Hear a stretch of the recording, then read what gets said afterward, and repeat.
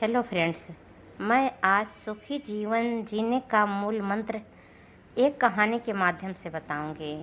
परिस्थितियां कैसी भी हों, हमेशा सकारात्मक सोचें। एक गांव में दो संत झोपड़ी में रहते थे। दोनों का जीवन भिक्षा मांगकर चल रहा था।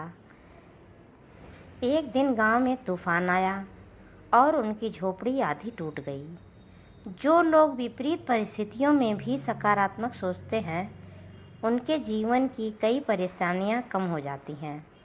ऐसे हालातों में नकारात्मक विचार हमारे काम को और ज़्यादा बिगाड़ सकते हैं, इसलिए हमेशा सकारात्मक रहना चाहिए। इस संबंध में एक लोक कथा प्रचलित है। लोक कथा के अनुसार किसी गांव में दो संत एक साथ अपनी छोटी सी झोपड़ी में रहते थे। दोनों रोज़ सुबह अलग अलग गांव पर जाते और भिक्षा मांगते। शाम को झोपड़ी में लौट आते थे। दिन भर भगवान का नाम जपते। भिक्षा से ही उनका जीवन चल रहा था। एक दिन वे दोनों अलग अलग गांव में भिक्षा मांगने निकल गए। शाम को अपने गांव लौट कर आए तो उन्हें मालूम हुआ कि गांव में तूफान आया था।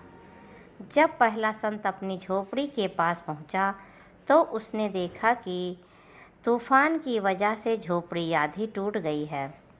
वह क्रोधित हो गया और भगवान को कोसने लगा। संत ने सोचा कि मैं रोज़ भगवान के नाम का जाप करता हूँ, मंदिर में पूजा करता हूँ। दूसरे गांव में तो चोर लुटेरे लोगों के घर को सही सलामत हैं, हमारी झोपड़ी तोड़ दी। हम दिन भर पूजा पाठ करते हैं, लेकिन भगवान को हमारी चिंता नहीं है। कुछ देर बाद दूसरा संत भी वहां पहुंचा। उसने भी टूटी झोपड़ी देखी। ये देखकर वह खुश हो गया, भगवान को धन्यवाद देने लगा। संत ने कहा कि हे भगवान, आज मुझे विश्वास हो गया कि तू हमसे सच्चा प्रेम करता है।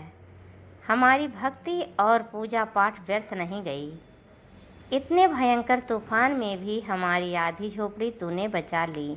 अब हम इस झोपड़ी में आराम कर सकते हैं। आज से मेरा विश्वास और ज़्यादा बढ़ गया है।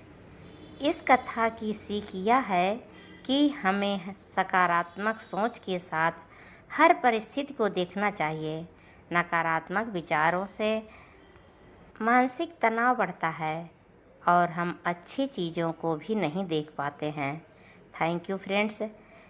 आपको यह कहानी कैसी लगी, यह कमेंट बॉक्स में ज़रूर बताइएगा। और अगर यह कहानी अच्छी लगी हो, सब्सक्राइब, लाइक, शेयर ज़रूर करिएगा। Thank you.